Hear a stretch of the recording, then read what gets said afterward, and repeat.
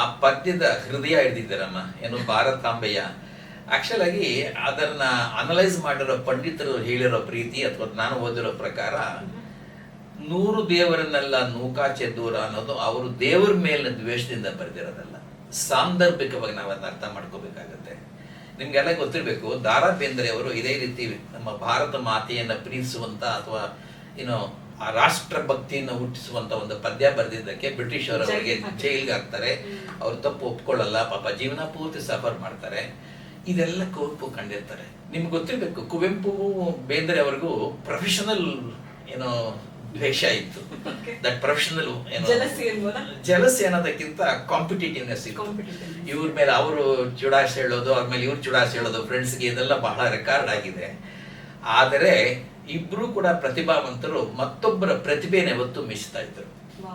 ಬೇಂದ್ರೆ ಅವರು ಅದಕ್ಕೇನೆ ಹೇಳಿರೋದು, ಬೇಂದ್ರೆ ಅಲ್ಲಿ ಬಂದಾಗ ಹೇಳಿದ್ರಂತಲ್ಲ, ಏನೋ ರಾಮಾಯಣದಿಂದಲೇ ಕೈ ಮುಗಿದ ಯುಗ ಕವಿಗೆ ಅಂತ ಹೇಳ್ತಾರೆ ಕುವೆಂಪುನ. ಅದೇ ರೀತಿ ಕುವೆಂಪು ಕೂಡ ಬೇಂದ್ರೆ ಅವರ ಪ್ರತಿಭೆಯನ್ನ ಮೆಚ್ಕೊತಾ ಇದ್ರು.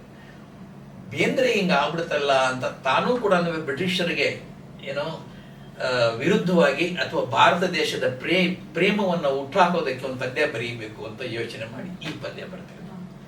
ದಡ್ರ ಮೂರ್ಖರ, ನಾವು ನಮ್ಮದೇವರು ಶಿವ ಗಿವ ಅಂತೆಲ್ಲ ಕಿತ್ತಾಡ್ಕೊಂಡು ನಾವಿಲ್ಲಿ ನಮ್ಮ ಒಗ್ಗಟ್ಟನ್ನ ಬ್ರೇಕ್ ಮಾಡೋದು ಬೇಡ. ನಾವೆಲ್ಲ ಒಟ್ಟಾಗಿ ಭಾರತಾಂಬೆನ ನಾವು ಪ್ರೀತಿಸ್ಬೇಕು, ಅದು ನಮ್ಮ ದೇವರಾಗ್ಲಿ, ಅದು ಒದ್ದೋಡ್ಸಿದ ಮೇಲೆ ಬೇಕಾದ್ರೆ ನಮ್ಮ ದೇವರು ನಮ್ಗಿರ್ಲಿ ಅನ್ನೋ ಅರ್ಥದಲ್ಲಿ ಅವರು 100 ದೇವರನ್ನೆಲ್ಲ ನೂಕಾಚೆ ದೂರ ಭಾರತಾಂಬೆಯ ನಿನಗೆ ದೇವಿ ನಮಗಿಂದು ಪೂಜಿಸುವ ಭಾರ ಅಂತ ಬರೆದಿರೋದು. ಅದು ಅದರ ಒಳಗುಟ್ಟು ಅಂತ ನಾನು ಕೇಳಿದ್ದೀನಿ.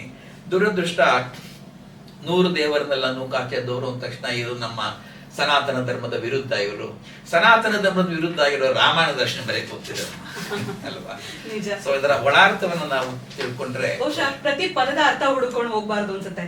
ಇಡಿಯಾಗಿ ನೋಡಿದಾಗ ನಮ್ಗೆ ಸಾಂದರ್ಭಿಕವಾಗಿ ನೋಡ್ಬೇಕು ಕೂಡ